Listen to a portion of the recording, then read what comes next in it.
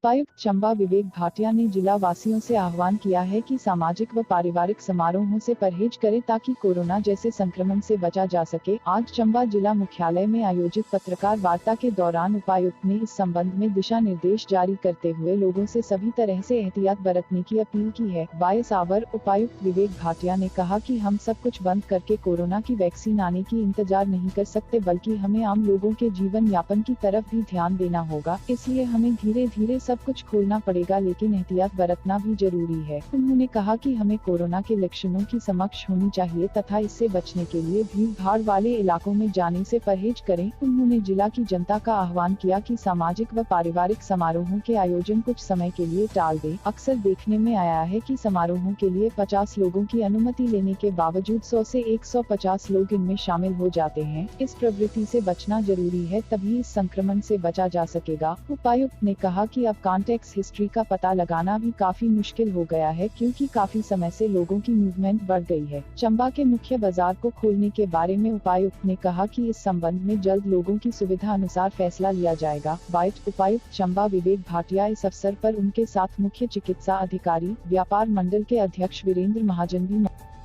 आप सारे इसको बंद करके आप वैक्सीन आने का वेट नहीं कर सकते और जो बेसिक लाइवलीहुड है उसके ऊपर भी ध्यान हमें देना पड़ेगा कि लोग किस तरह से जीवन यापन कई लोगों ने करना है। जिनकी सैलरीज लगी हैं, जिनका वो है, वो तो चलिए अलग चीज़ है, बट सभी लोग जो है वो इस तरह से नहीं कर सकते। सो थोड़ा सा इसमें जो बेसिक चीज़ है, सबसे इम्पॉर्टेंट चीज़ ये है कि हमें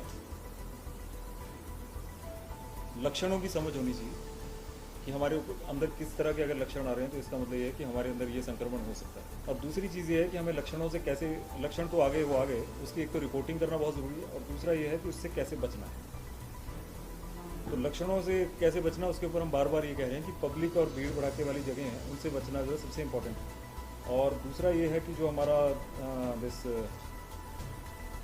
सोशल गैदरिंग्स जो हैं, अब थोड़ी सी जब ढील मिलती है तो 50 की अगर नंबर बता दिया जाता है तो लोग उसमें कई बार ये सोचते हैं कोई देखने वाला नहीं है, तो 50 की जगह उसमें 100 लोग आ जाते हैं, 150 लोग आ जाते हैं। तो वो एक थोड़ा सा ना विस्फोटक होने की जो क्षमता है वो ऐसे सोशल गैदरिंग्स में थोड़ी सी ज़्यादा है। तो इस तरह की सोशल गैदरिंग से, भीड़ भड़ाके वाली जगहों से, और जो एक जिसको हम रूटीन लाइफस्टाइल बोलते हैं, वो रूटीन लाइफस्टाइल में जो हम सोशल इंटरमिंगलिंग करते हैं उससे बचना जो है that is the most important aspect. अगर उससे हम बच के रहते हैं तो मुझे नहीं लगता किसी को भी किसी भी तरह के संक्रमण की कोई चिंता होनी चाहिए। और कॉन्टैक्ट हिस्ट्री ट्रेसिंग भी जो है वो थोड़ा मुश्किल इसलिए हो गया क्योंकि अब काफ़ी टाइम से लोग जो इधर उधर उनकी मूवमेंट थोड़ी सी बढ़ गई।